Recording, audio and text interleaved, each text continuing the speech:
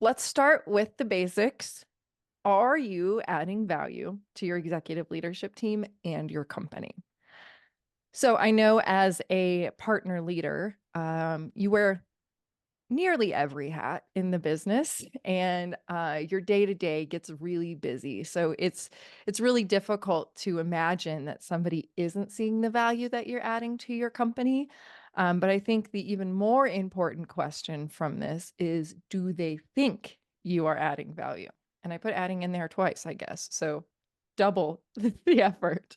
And what we're trying to accomplish here is making sure that all the hard work you're doing is being articulated up to your senior leadership team, to your executive leadership team, and you're aligned on goals. So, what they see as value from a partner program is actually being delivered versus what you see, and that those are aligned. So, these are really important themes that we want to discuss, and we'll continue to dig into them throughout the webinar here. And just jumping in there, Sam, for a second, I'm going to put this bluntly.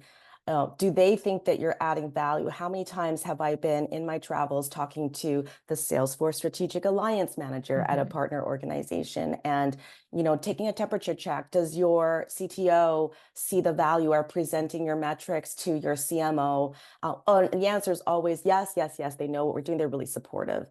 The next month, all of a sudden, that Salesforce Alliance Manager is no longer there. They have been let Yeah. go. Partnership teams, unfortunately, are the first to be reorged or orged out. So if nothing else, this whole presentation is also to help you with job security, put bluntly. Yes. So thanks, Sam.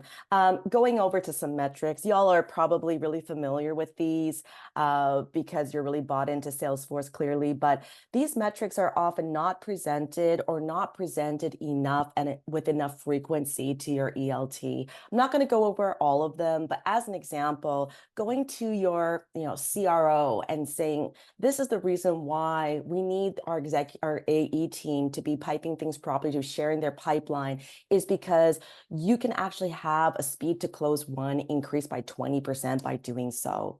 Coming in with data, facts, not feelings, is super important. Another metric I'll call out here is the 30% reduction in marketing costs.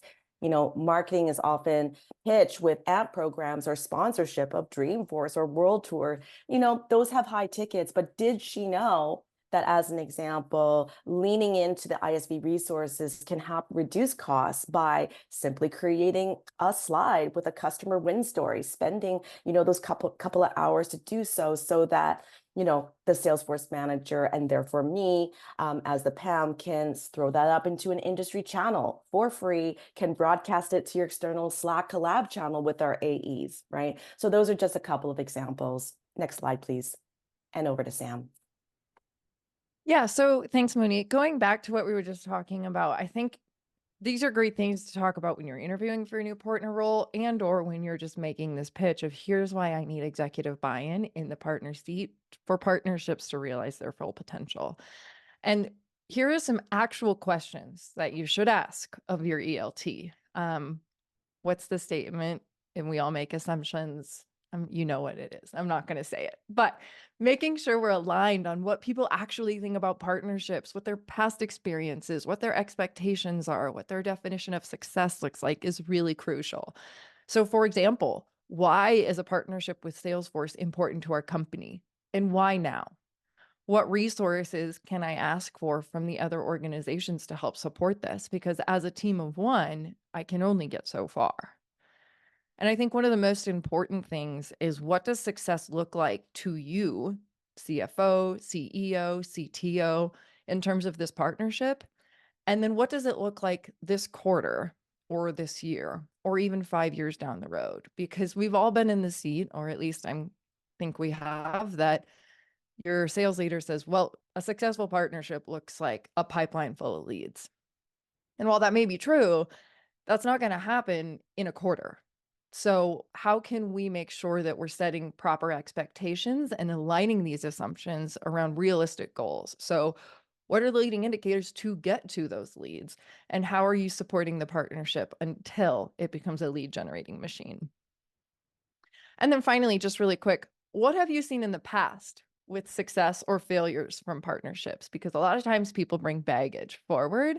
And if we can just get ahead of that, we're going to be in a much better place when we're looking at goals and metrics.